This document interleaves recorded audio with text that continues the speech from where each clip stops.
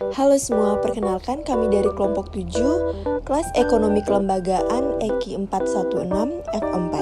Jadi pada kali ini kami akan memaparkan materi terkait studi kasus tindakan kolektif yang berjudul di sini dilema kolektivitas petani kopi di Nagori Said Butu Saribu. Sebelumnya di sini perkenalkan anggota kelompok kami. Yang pertama ada Nikomang Sukma Chandra Dewi dengan NIM akhir 096 dan saya sendiri Nika Ade Rahmadul Laksmi dengan NIM akhir 072. Untuk pembahasan pertama di sini terkait tindakan kolektif. Jadi di sini tindakan kolektif ini dapat kita artikan sebagai tindakan sukarela yang diambil oleh kelompok untuk mengejar atau mencapai tujuan. Nah, jadi teori tindakan kolektif ini pertama kali diperkenalkan oleh Mencure Olson pada tahun 1971, di mana teori tindakan kolektif ini muncul dari ketidakpuasan dan kegagalan program pembangunan pedesaan pada tahun 1960 hingga tahun 1970-an. Teori ini juga mengatasi masalah penunggang bebas atau yang kita kenal dengan free riders dan mendesain jalan keluar bersama bagi pengelolaan sumber daya bersama atau penyediaan barang-barang publik. Teori ini tidak ada di dalam ekonomi konvensional. Nah, di mana selanjutnya di sini free riders ini adalah permasalahan yang muncul dalam penyediaan barang publik. Free riders ini adalah mereka yang ikut menikmati barang publik tanpa mengeluarkan kontribusi tertentu. Sementara sebenarnya di sini ada pihak lain yang berkontribusi untuk mengadakan barang publik tersebut. Contohnya, di sini adalah mereka yang tidak membayar pajak, tetapi ikut menikmati jasa-jasa atau barang-barang yang diadakan atas biaya pajak tersebut. Contohnya di sini sebuah jalan desa ini dibangun dengan kerja bakti. Nah, kemudian free riders ini adalah mereka yang tidak ikut kerja bakti, tetapi di sini kemudian ikut menggunakan jalan tersebut.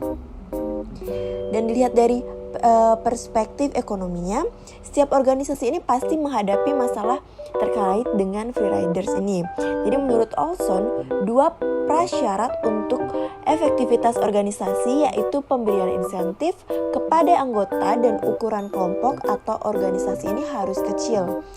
Nah, kelompok-kelompok kecil ini akan memajukan kepentingan bersama dengan baik daripada kelompok yang besar. Karena kelompok kecil ini lebih mudah diatur dan lebih mudah mengatasi free riders dan juga di sini sangat menentukan keberhasilan dari teori tindakan kolektif. Selanjutnya kita masuk ke pembahasan kasus. Nah, di mana di sini terdapat kasus petani di Nagori Said Butu Saribu. Nah, di sini rata-rata bergabung dalam kelompok tani sejak tahun 2010. Nah, petani ini memperoleh beberapa keuntungan dengan bergabung dalam kelompok tani, yaitu di mana bertambahnya wawasan mereka mengenai teknik budidaya kopi dan pengelolaan hingga pemasarannya. Nah, manfaat lain adalah dapat mengakses berbagai bantuan dari pemerintah.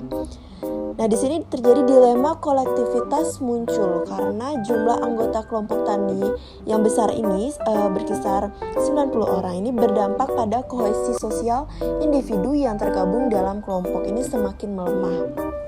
Jadi, di sini semakin kecil jumlah anggota kelompok, maka kohesi sosial semakin kuat. Dan sebaliknya, di mana semakin melemah kohesi sosial ini ditunjukkan dengan kesulitan mengakomodir kepentingan setiap individu yang jumlahnya besar. Nah, interaksi di antara sesama anggota ini menjadi renggang dan diperlukan peranan ketua kelompok tani sekaligus sebagai pemimpin untuk mengakomodir berbagai kepentingan individu dalam kelompoknya. Tindakan kolektif petani kopi Arabica di Simalungun, Sumatera Utara ini dapat membuka peluang pemasaran baru bagi petani kopi dengan memperkenalkan inovasi di sini melalui pengelolaan produk untuk meningkatkan nilai tambah melalui strategi branding yaitu kopi Arabica Simalungun. Nah, untuk mengakses pasar di sini petani kopi Arabica ini harus tergabung dalam kelompok tani karena sebagian besar ini pembeli lebih memilih untuk bertransaksi dengan petani menengah dan besar atau para pedagang. Nah, di sini artinya tindakan kolektif dalam bentuk kelembagaan kelompok tani ini dapat membantu petani untuk memenuhi persyaratan ketat yang diajukan oleh pasar.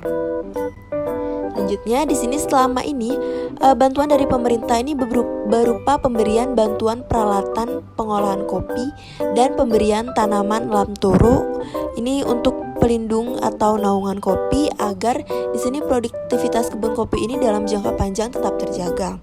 Nah, namun bantuan pemerintah tersebut masih bersifat insidentil.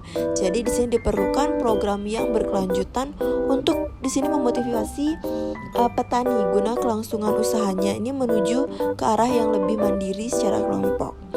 Nah, bantuan pemerintah yang lain di sini dapat diberikan dalam bentuk pelatihan dinamika kelompok tani, kemudian ada studi banding ke lokasi usaha kopi yang telah berhasil di sini menghubungkan petani kopi dengan jaringan pemasaran yang lebih luas, serta di sini akan memberikan kesempatan pada petani kopi untuk ikut dalam berbagai macam pemeran yang diinisiasi oleh pemerintah.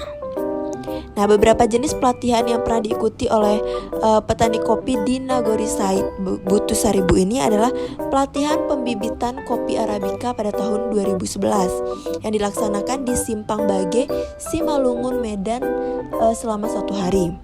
Pelatihan pembuatan kompos yang dilaksanakan pada tahun 2015 dengan narasumber dari agronomis Indo Kafko. Nah, dalam pelatihan pembuatan kompos tersebut di sini diikuti oleh kelompok tani Simanja berjumlah 16 orang perempuan. Nah, dari aspek pengolahan kopi, di sini petani kopi ini memperoleh pelatihan pembuatan bubuk kopi dari tenaga ahli Indo Kafko. Jadi intervensi berupa pelatihan untuk meningkatkan keterampilan ini lebih banyak diperoleh petani kopi dari swasta Indo Kafko dibanding dari pemerintah. Nah, namun di sini untuk mengakses berbagai permodalan, persyaratan yang diajukan oleh Dinas Koperasi dan UKM ini adalah kelompok harus menjadi koperasi dan berbadan hukum. Baik, sebelumnya saya Sukma Chandra izin melanjutkan pemaparan materi dari rekan saya. Uraian yang telah disampaikan tadi menunjukkan bahwa sekalipun harga kopi ditentukan oleh pasar, namun negara harus tetap hadir agar transaksi di pasar berkeadilan. Pasar berkeadilan dicirikan oleh aktor yang melakukan tindakan besar memperoleh bagian yang besar pula dalam setiap transaksi. Untuk mewujudkan ekonomi pasar yang berkeadilan, maka ekonomi pasar harus dikombinasikan dengan kecerdasan kolektif yang geniu tergantung pada masing-masing negara. Karena teori dan strategi pembangunan negara maju tidak dapat diadopsi tanpa koreksi atau penyesuaian dengan kondisi real negara berkembang seperti Indonesia. Dengan pasar yang berkeadilan diharapkan dapat membangun ekonomi kopi Simalungun terwujud untuk kesejahteraan petani kopi. Untuk menyejahterakan petani kopi, baik petani, negara, dan pedagang harus berperan sesuai dengan porsinya masing-masing. Pemerintah sebagai representasi negara seharusnya berfungsi sebagai pengawal transaksi di pasar.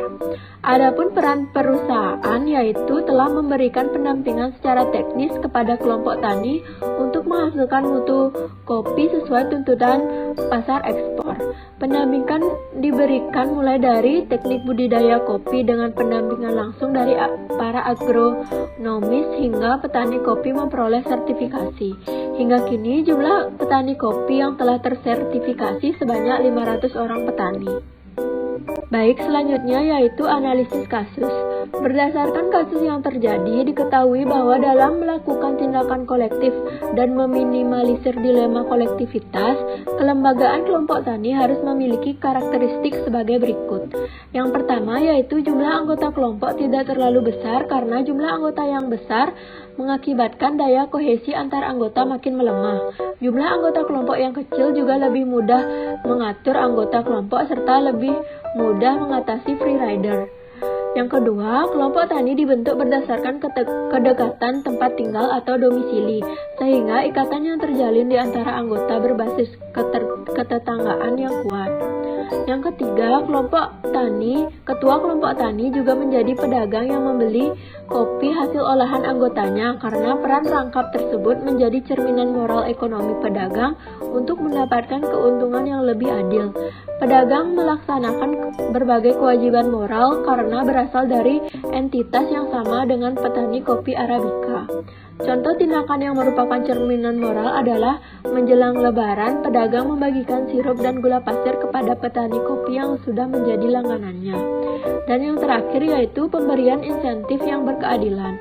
Adil dimaknai bahwa siapa yang berkontribusi lebih besar harus mendapatkan bagian yang lebih besar pula. Masalah akan muncul ketika individu mementingkan kepentingannya sendiri sehingga akan menimbulkan dilema kolektivitas. Untuk meminimalisir dilema kolektivitas, negara harus hadir dengan kebijakan berupa subsidi atau proteksi yang berpihak kepada petani kopi, namun baik subsidi maupun proteksi tersebut diarahkan untuk dapat meningkatkan kemandirian kelompok petani kopi. Dalam mengatasi dilema kolektivitas yang dihadapi petani, menghadapi pasar ekspor kopi diperlukan sinergitas antara petani kopi, pemerintah, dan swasta atau importir. Pemerintah yang saat ini Dinas Perkebunan Kabupaten Simalungun berperan melalui serangkaian kebijakan untuk membantu petani kopi baik dari aspek budidaya hingga pemasaran dalam kelembagaan kelompok tani. Beberapa kebijakan tersebut adalah pemberian bantuan peralatan pengolahan dan selain itu pemberian tanaman lam toro untuk pelindung atau naungan kopi dari bibit kopi. Pihak swasta menjalankan peran sebagai wujud perhatiannya pada petani kopi dan lingkungan, bukan hanya mengejar keuntungan atau profit semata. Program dari pihak swasta untuk petani kopi tidak diberikan dalam bentuk uang, namun berbagai pelatihan untuk meningkatkan sumber daya manusia seperti yang pertama, praktik GAP, pembuatan kompos, pemberian sertifikasi hingga seperangkat sarana untuk keamanan kerja. Sekalipun petani kopi Arabica telah mendapatkan manfaat dari pemerintah maupun swasta, namun bantuan hanya sebagai stimulan saja menuju kemandirian. Untuk mencapai kemandirian dilakukan melalui proses pemberdayaan dan partisipasi dalam setiap tahapan pengembangan ekonomi lokal melalui sinergi tiga pihak yaitu masyarakat, negara, dan swasta. Baik, sekian dari pemaparan materi tentang studi kasus tindakan kolektif dari kelompok 7. Jika ada salah kata yang disengaja maupun tidak disengaja, kami mohon maaf. Sekian dan terima kasih.